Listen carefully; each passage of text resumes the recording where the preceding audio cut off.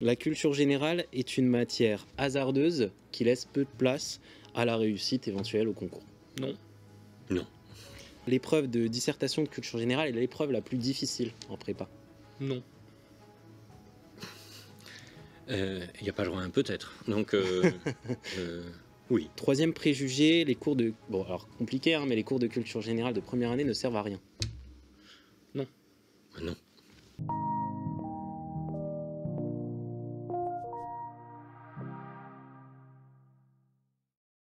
On entend beaucoup d'élèves qui reviennent sur leurs notes, alors soit qui ont intégré et qui se disent que ok, je vois des différences entre mes notes au concours et dans l'année, ou soit éventuellement des étudiants de prépa qui voient aussi que la culture générale, il y a moins ce barème fixe qu'on peut avoir en maths ou en langue.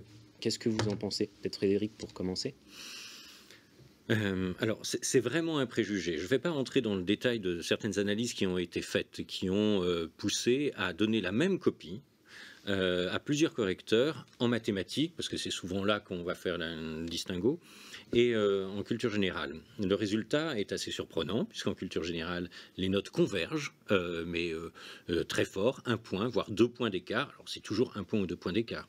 Et en mathématiques, les écarts peuvent être beaucoup plus importants. Bon. En mathématiques, je crois qu'on travaille sur la question de hasard, de probabilité. En culture générale, on travaille sur la notion de raison. Donc, il n'y a pas de hasard hein, en culture générale. Et il faut casser, tordre le cou à cette idée que le prof noterait en fonction de ses idées, de je ne sais trop quoi, ou de ses goûts. Nous sommes des professionnels et contrairement à ce que l'on pense, en culture générale, enfin depuis que je suis rapporteur, il y a une grille de ventilation des notes avec un barème qui est proposé. Alors évidemment, on ne va pas entrer tout dans des cases parce que la dissertation, c'est un esprit de géométrie, mais de finesse. Et là, il y a quelque chose d'humain, ou alors on arrête complètement les corrections humaines, on passe par d'autres prismes et puis basta. Ce que j'en pense pour le coup, pour moi c'est pas du tout une épreuve de hasard en fait. On voit d'expérience que les étudiants qui sont bons en culture générale ont de bonnes notes au concours, que ce soit à l'épreuve d'HEC, de l'ESSEC, d'Audencia ou d'Écricom. Ce qu'on peut constater évidemment, c'est qu'une même copie pourrait avoir 2 ou 3 points d'écart suivant le correcteur, mais ça reste des notes qui, pour une bonne copie, convergent entre 15 et 20, ce qui fait qu'on peut avoir une copie qui sera à 19 avec un autre correcteur à 17, mais elle reste tout de même qualificative pour les écoles qui sont visées.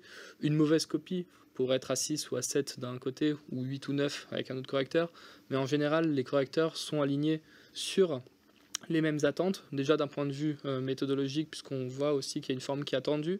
On voit depuis aussi des années que l'épreuve de culture générale, HEC notamment, mais aussi Audencia, ont quand même des notes qui sont, cohérentes. On peut voir par contre des différences de notation entre HEC et l'ESSEC, ça c'est possible aussi, peut-être parce qu'il y a des différences en termes de barème, mais en tout cas je trouve que c'est pas du tout une matière hasardeuse, et d'expérience, je sais pas ce que t'en penses Frédéric, mais les élèves qui sont bons ont des bonnes notes, et les élèves qui travaillent bien et qui réfléchissent au thème de façon intelligente ont de bonnes notes. Oui, absolument. Hein. On voit une forme de cohérence. Ça ne veut pas dire que de temps en temps, il n'y ait pas certaines incohérences. Mais enfin, en toute logique, et pour le coup scientifiquement parlant, on ne va pas tirer de quelques cas une règle générale. Donc il y a cohérence. Quelqu'un qui sait disserter. Il peut arriver de temps en temps qu'il y ait un couac ici et là, mais ça ne veut pas dire qu'il faille jeter le discrédit. Au contraire, il y a une grande rigueur dans l'appréciation des copies. Très bien. Alors on l'aura compris, du coup, il n'y a pas de débat ici en tout cas. C'est une question qui découle de la première, ou en tout cas une affirmation qu'on entend beaucoup. Étant donné qu'on donne à la culture générale cette qualité d'être hasardeux ou hasardeuse comme matière, on se dit qu'en fait la bonne stratégie, c'est d'apprendre une dissertation par cœur, qu'on va un petit peu modifier dans l'année ou les concours pour bluffer le correcteur. Est-ce que c'est la bonne stratégie de s'investir à travailler sur cette dissertation parfaite, entre guillemets? Pas du tout, je suis totalement contre, personnellement. Ah bah oui, là, enfin, là, c'est de la provocation. C'est vraiment de la provocation. Alors, non, mais je le dis, alors en fait, c'est une vraie question parce qu'en réalité, c'est tout ça, c'est des préjugés qu'on reçoit nous. Et par rapport à un temps qui est évidemment précieux en prépa, on peut imaginer qu'un étudiant qui aurait 5 ans de prépa pourrait avoir éventuellement l'accès aux meilleures écoles. On se dit qu'ok, dans la répartition du temps, on va passer du temps plutôt à trouver des hacks comme ça pour aller un peu plus vite dans l'épreuve. J'imagine que c'est pas l'esprit déjà de l'épreuve de dissertation. Peut-être revenir dessus.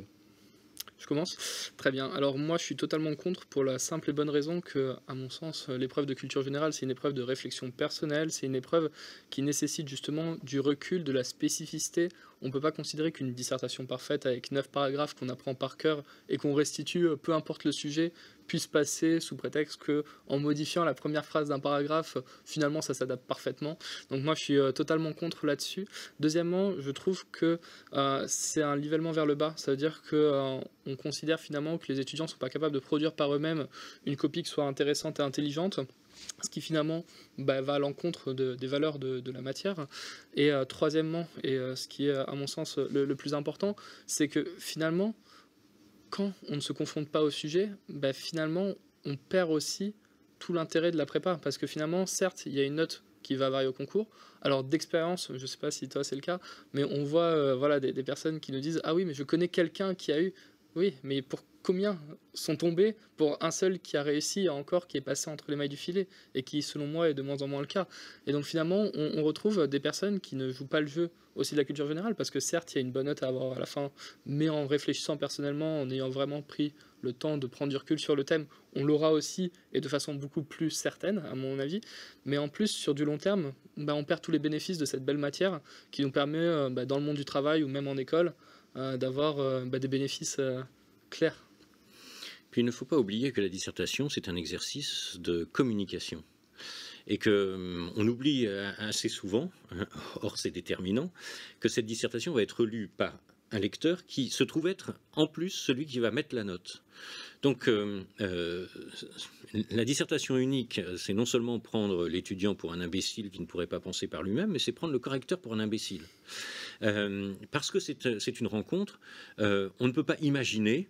Allez, je vais utiliser une image qui a ses limites, mais enfin, on ne peut pas imaginer que lorsque l'on fait des dates, on va raconter toujours la même chose, toujours de la même façon à la personne que l'on a en face de soi. Ou alors, c'est faire comme si la personne qu'il y avait en face de soi n'existait pas. Elle n'existe pas, donc on est seul et on se raconte toujours les mêmes choses. Ben non, une dissertation, ça s'adresse à quelqu'un. Et ce quelqu'un, il va lire avec sa sensibilité, avec l'attention que cela mérite, mais uniquement s'il se rend compte qu'on s'adresse à lui, et pas que le candidat a fait une espèce de soliloque où il a récité quelque chose indépendamment du correcteur. Donc c'est extrêmement important de ne pas oublier que c'est un exercice de communication et qu'on s'adresse à quelqu'un. Je vais rebondir sur ce que tu dis juste, c'est vrai que c'est aussi une épreuve presque de séduction, parce que finalement on doit charmer le correcteur qui va juger une copie, et on ne peut pas séduire sans mettre une partie de soi. Et en fait, quand on a des copies impersonnelles, on le sent directement. Absolument. Je rebondis là-dessus parce que la première phrase que tu avais dite était intéressante. Tu disais que la culture générale, c'était une épreuve de réflexion personnelle. Et de ce point de vue-là, on a aussi cette question qui revient. Est-ce que si on ne doit garder qu'une seule chose, on doit garder pour la culture générale la réflexion personnelle ou les références qui sont nombreuses et qui parfois constituent le plus gros d'ouvrages qu'on peut retrouver. Voilà. Team réflexion personnelle ou team référence, évidemment, ce serait le bon match entre les deux qui fonctionnerait. Alors, en gardant le bon match, comme tu dis, je garde la réflexion personnelle, personnellement. Oui, la question est extrêmement ennuyeuse. Hein. Enfin, l'un ou l'autre, c'est un peu gênant. Parce que l'idée même de réflexion montre qu'il y a bien eu des reflets. Et des reflets, ce sont des reflets de connaissances. Il n'y a pas de réflexion ex nihilo, il faut bien des connaissances. Mais derrière, l'alternative, c'est est-ce qu'il faut des connaissances et la dissertation, ça va être l'occasion de recracher tout ce que l'on sait de façon un peu stérile, ou alors est-ce qu'on se sert de ces connaissances pour réfléchir véritablement et organiser. Alors évidemment, la réflexion va primer sur les connaissances, mais pas de réflexion sans connaissances. En revanche, c'est vrai qu'il peut y avoir des connaissances sans réflexion. Et pour rebondir sur ce que disait Frédéric, évidemment, moi je privilégie la réflexion, mais pas de copie, évidemment, sans auteurs, on va dire, très bien développés, que ce soit des auteurs philosophes ou littéraires ou autres, comme cinématographiques ou même peinture, etc. Par contre, ce qui est très important, c'est que je pense que la réflexion personnelle doit se ressentir très rapidement dès l'introduction, de façon à ce qu'en fait les correcteurs simplement puissent sentir qu'il y a de la personnalité dans la copie, une volonté de traiter spécifiquement le sujet. Ensuite, soyons clairs, dans un développement, s'il n'y a pas des auteurs très bien développés aussi, très précis, ça pénalise énormément la copie et à mon sens, il ne peut pas y avoir de bonnes copies sans à la fois de la réflexion et des auteurs très bien maîtrisés. Hein. C'est absolument nécessaire. L'introduction, de toute façon, c'est une espèce de morceau de bravoure. C'est le moment de rencontre, absolument essentiel. Tout ne s'y joue pas, évidemment, mais beaucoup de choses quand même sont dites de soi, de sa façon de penser, de sa façon d'écrire, de sa façon de se servir de ce que l'on sait dès l'introduction. Donc il faut être très très attentif à l'introduction, mais maintenant une dissertation sans référence, ou avec des références qui seraient juste des citations que l'on balance comme ça, bah non, évidemment pas. Ça fait pas le job, ça c'est sûr. D'ailleurs, on en parle, mais il y a un certain formalisme, évidemment, et dans le cahier des charges, je dirais, de la dissertation de culture générale, de toute façon, on retrouve les deux. En parlant de ce formalisme, on retrouve souvent ces questions sur la longueur des parties, la longueur des pages, et aussi la question du nombre de sous-parties par partie. Et donc voilà, j'aimerais bien revenir dessus parce que souvent, voilà, est-ce que c'est rédhibitoire au concours de faire que 2 sous-parties? Est-ce qu'on est obligé de s'affairer à 3 sous-parties par partie et les fameuses 9 sous-parties dans la dissertation? L'avis de chacun, peut-être Frédéric, commencer cette fois-ci? On travaille tous avec un héritage de formation. La dissertation, formellement parlant, telle qu'on me l'a enseignée, donc ça fait très longtemps désormais, et telle que je la pratique aujourd'hui encore, c'est vrai, tourne autour d'une espèce de sainte trinité où tout se décline en 3. Il y a 3 parties dans l'introduction, il y a 3 parties tout court dans le corps de la dissertation. Chaque partie, il y a 3 sous-parties, voilà, et la conclusion elle-même est constituée de 3 étapes. Bon, alors, maintenant, sortons de cela. Ça, c'est le format un peu parfait. Parce qu'il est parfait, il ne faut surtout pas le jeter. Maintenant, s'il y a des alternatives, 3 parties avec 2 sous-parties, 3 parties avec une fois 2 sous-parties, une fois 3 sous-parties, etc. Bon, il y a plusieurs combinaisons possibles. Ce n'est pas gênant. Il faut que la dissertation tienne debout. Donc, si dans une partie, on se rend compte qu'on n'a que 2 vrais arguments solides, mais pas de 3e, que l'on se force à mettre un 3e argument fragile, on fragilise l'ensemble de la structure. Donc mieux vaut partir sur 2 sous-parties bien solides, bien étayées, que l'on va véritablement étoffer de plus de références pour que ce soit vraiment solide, et ce sera très très bien. Maintenant, il ne faut pas partir avec l'idée, de toute façon, il faut que j'ai 3 parties, 3 sous-parties, ou 3 parties et 2 sous-parties, parce que sinon on s'empêche de penser. Véritablement. Il faut que la pensée aussi ait une forme de fluidité. Donc la forme, ici, contrairement à ce que l'on croit, ne doit pas être une prison. Elle est au service d'une pensée qui va être ainsi structurée. Alors moi, pour ma part, c'est vrai que je favorise 3 parties, 3 sous-parties, tout simplement parce que d'un point de vue correction, je trouve que ce qui s'en dégage, c'est que quand il n'y a que 2 sous-parties, on se dit soit il y a une mauvaise gestion du temps, soit il y a un manque de recul sur le thème. Donc disons que d'un point de vue parfait, on va dire que c'est 3 parties, 3 sous-parties, et c'est ce que je préconise, à l'image de ce que tu disais tout à l'heure. Ensuite, ce qui est très important, c'est qu'il vaut mieux 3 parties, 2 sous-parties. Alors, par contre, 2 parties, ça, hors de question. Mais 3 parties, 2 sous-parties qui soient vraiment très bien rodées, vraiment très bien amenées, avec des bonnes réflexions, avec des auteurs qui soient maîtrisés, précis, et qui font la différence, plutôt que se forcer à faire 3 parties, 3 sous-parties qui soient mauvaises. Donc de ce point de vue-là, il vaut mieux la qualité que la quantité. Maintenant, on va dire que ce qui se dégage quand on est correcteur et qu'on lit une copie avec 3 parties et 2 sous-parties, il peut y avoir des préjugés qui peuvent surmonter évidemment, où on se dit soit il n'a pas pu gérer son temps, soit il n'avait pas d'inspiration pour le sujet. Et donc d'un point de vue correction, c'est vrai que c'est mieux d'avoir 3 parties, 3 sous-parties, donc je le préconise. Oui, et je rebondis sur surtout pas 2 parties, tout simplement parce que très rapidement on tombe dans quelque chose de totalement binaire. Ouais. Oui, non, pour, contre, etc. Donc ça, ce n'est pas de la pensée. De la même façon, on n'aurait rien contre une 4e partie, seulement là, dans le temps imparti, en 4 heures, le temps d'avoir réfléchi au sujet, d'avoir de s'être proposé une progression avec des illustrations. Je ne vois pas comment, matériellement parlant, on peut faire 4 parties.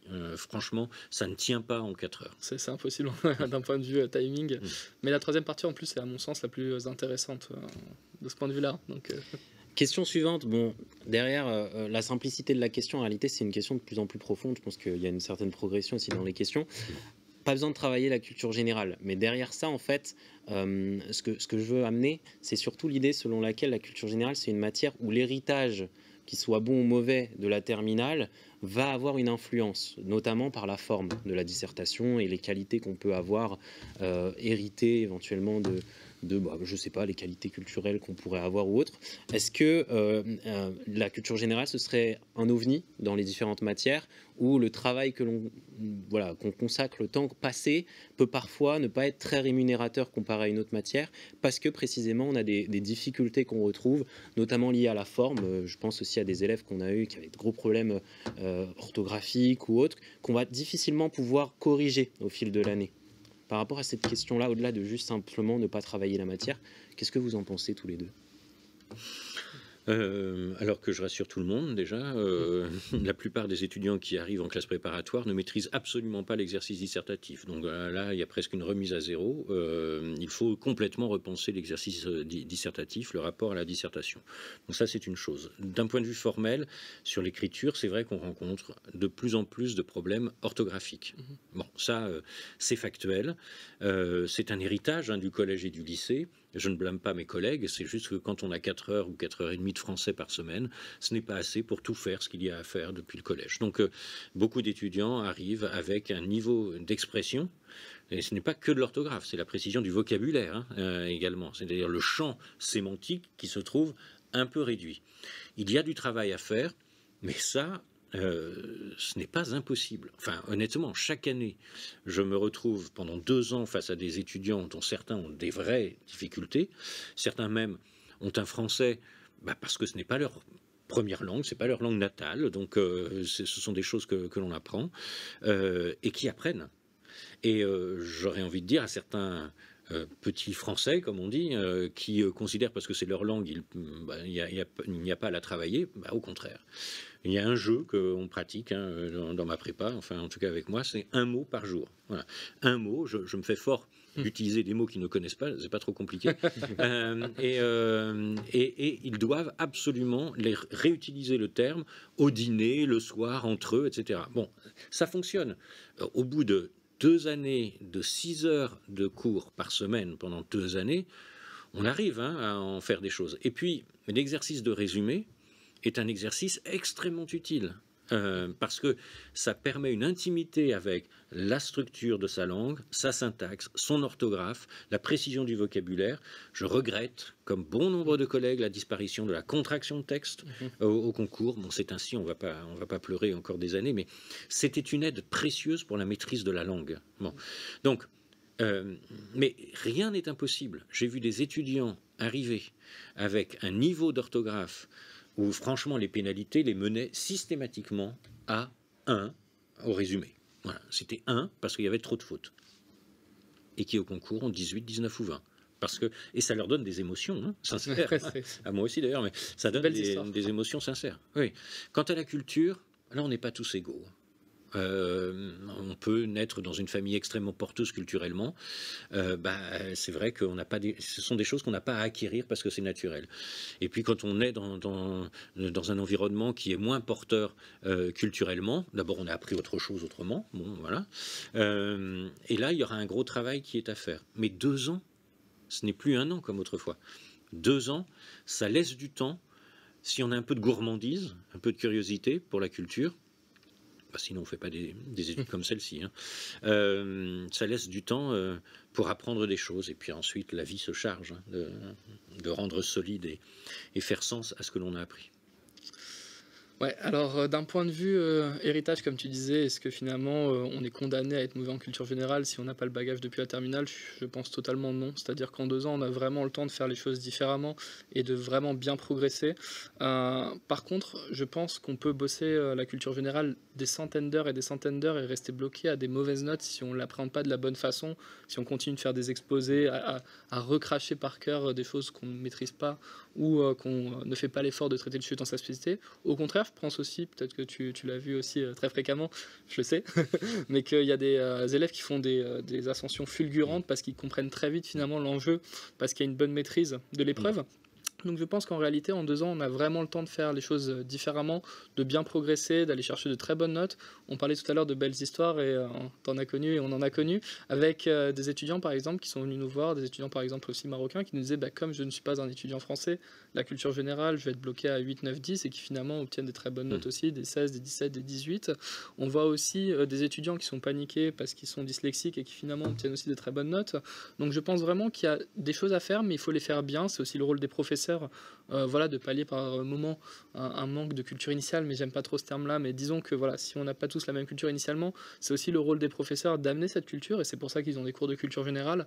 Mais en tout cas, pour moi, il y a vraiment en 2 ans moyen d'aller chercher de très belles notes, et c'est pourquoi sur la question que tu disais au début, est-ce que finalement la culture générale est la matière la plus compliquée? À mon sens, non, parce que dès qu'on commence vraiment à s'exercer à cette matière-là, je pense vraiment que c'est une matière où on peut vite progresser de façon vraiment très intéressante.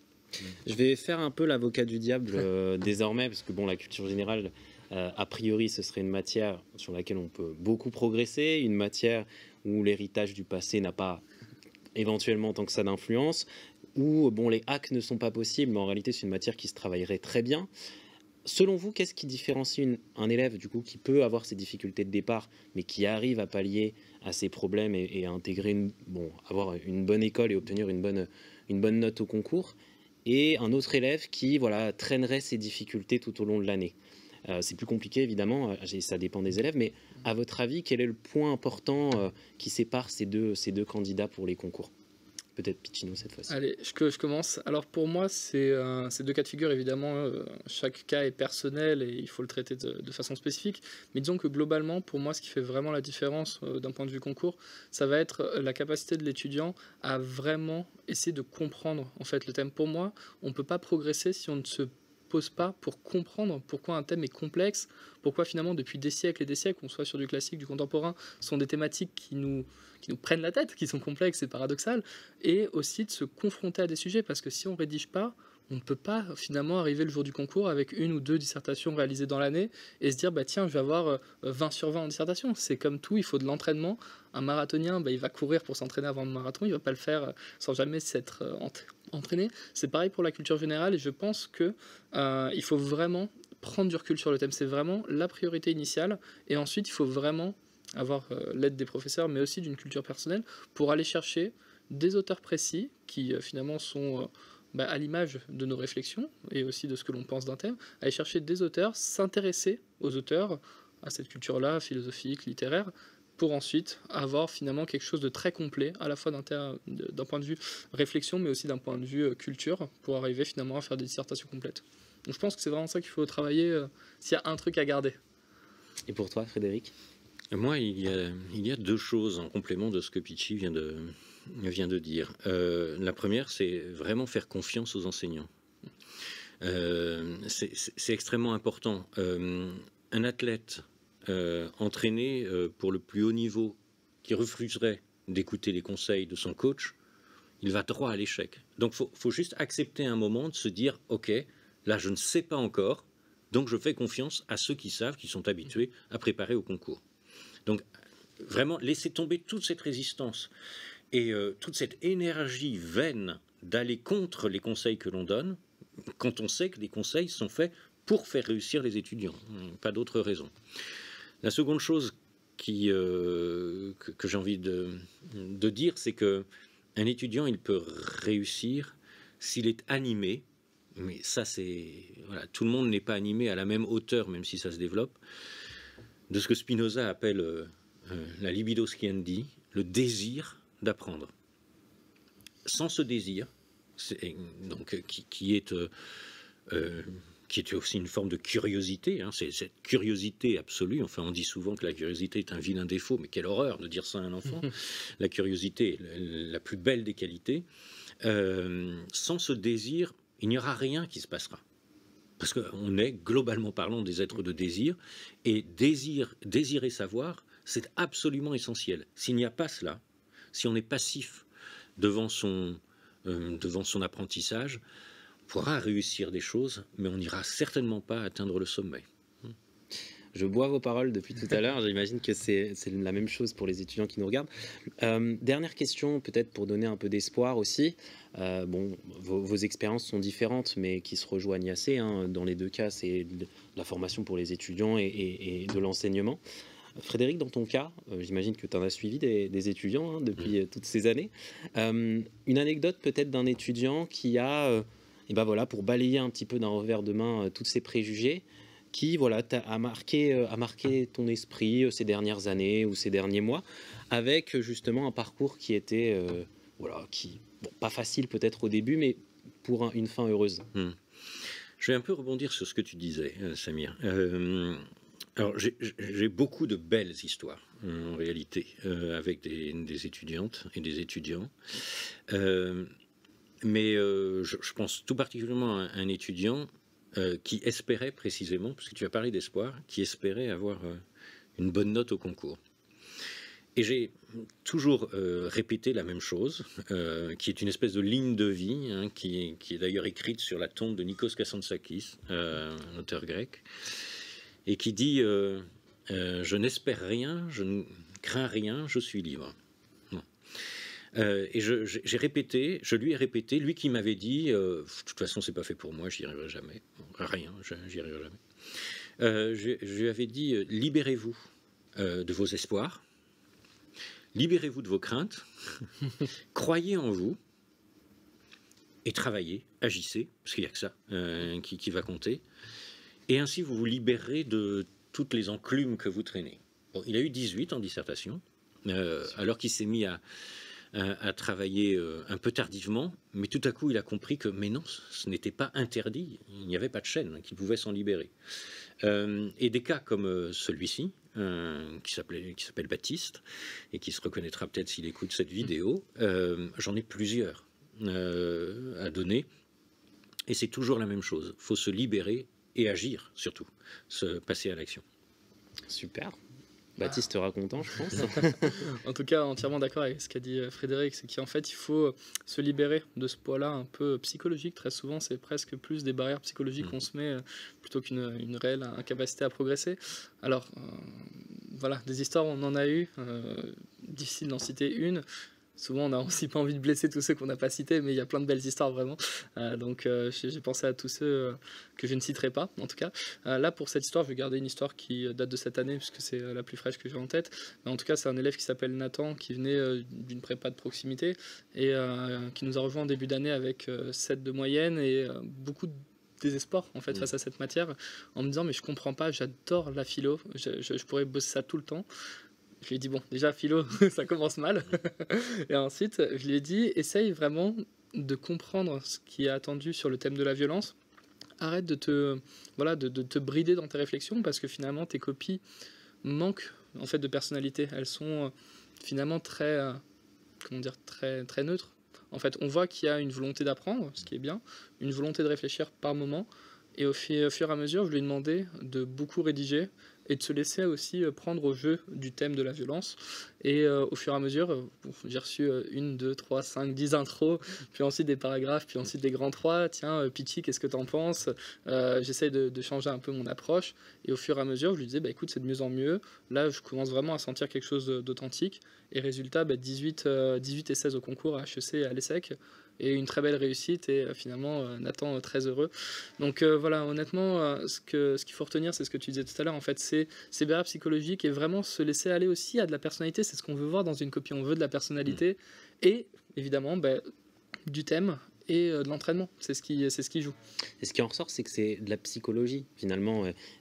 Vous n'avez pas donné des conseils applicables, c'est-à-dire dans la dissertation. Ça montre bien qu'en réalité, un élève peut avoir une mauvaise note, mais c'est pas pour autant qu'il va en avoir une mauvaise au concours, et qu'au final, ce qu'on juge, c'est une copie. Hein. C'est bien ça, c'est pas la personne. Hein. Absolument. Absolument. On juge de la forme, du fond et la forme qu'on donne au fond. On terminera sur ça. En tout cas, merci beaucoup pour tout ça et d'y avoir répondu, parce que c'était pas un exercice facile. Et à très bientôt pour une prochaine vidéo. Et encore merci à vous deux. Merci Samir, merci Frédéric.